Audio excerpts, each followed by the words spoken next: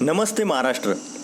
लोकसभा 2024च्या निवडणुकीत विरोधकांनी भाजपला सत्तेपासून दूर ठेवण्यासाठी एकजूट केली आहे. भाजपचा विजयाचा वारू रोखण्यासाठी विरोधक पक्षांनी इंडिया आघाडी उभारली.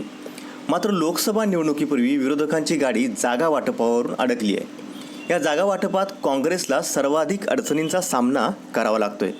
इंडिया आघाडीत काँग्रेसला अपेक्षापेक्षा कमी जागा मिळण्याची शक्यता व्यक्त केली जात आहे. जर काँग्रेसच्या वाट्याला कमी जागा आल्या तर काँग्रेसची नौका कशी पार होणार हे त्यांच्या पुढचं मोठं आव्हान असणार आहे.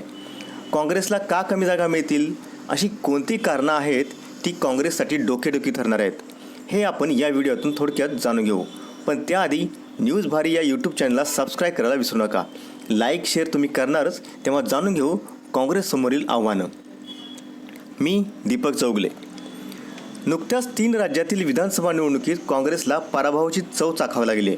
त्यामुळे इंडिया आघाडीतला काँग्रेसचा दबदबा कमी झाला आहे. बिहार, उत्तर प्रदेश, जम्मू काश्मीर, झारखंड, बंगाल, महाराष्ट्र, पंजाब, दिल्लीमध्ये इंडिया आघाडीमधील पक्षांकडून काँग्रेसला अपेक्षेपेक्षा कमी जागा दिल्या जात आहेत.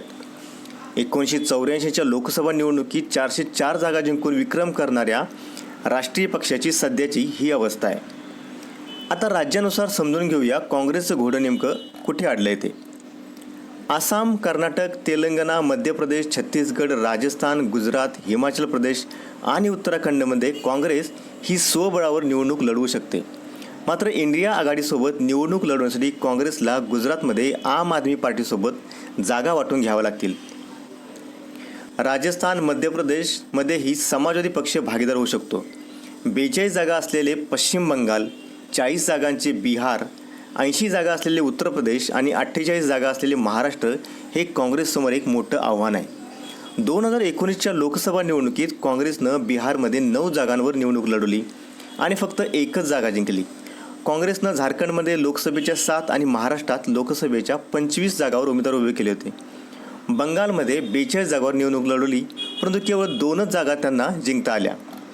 हे सर्व 2019मधील चित्र पाहता जागा वाटपामध्ये काँग्रेसला अधिक जागा मिळतील का, तसंच मित्रपक्षांची अधिकच्या जागा सोडण्याची मानसिकता आहे का हेही दुर्लक्षण चालणार नाही.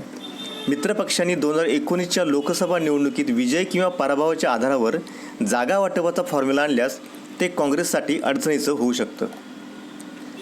काँग्रेसला बंगालमध्ये 10 जागावर निवडणूक लढवायची आहे. मात्र अधीर रंजन यांनी संताप व्यक्त केल्यानंतर तृणमूल 4 जागा देण्याच्या विचारात असल्याची चर्चा आहे, जी काँग्रेसच्या अपेक्षेपेक्षा खूपच कमी आहे. बिहारमध्ये काँग्रेसने 8 जागांवर दावा केला आहे तर आघाडीच्या संयोजक पदावर दावा सांगणाऱ्या जेडीयूला बिहार लोकसभेच्या 17 जागा आपल्या वाट्याला ठेवायच्या आहेत. इथे काँग्रेसला केवळ 2च जागा मिळतील. काँग्रेसनं झारखंडमध्येही 7 जागावर निवडणूक लढवण्याचा इरादा व्यक्त केला आहे. आता पाहू महाराष्ट्रातलं.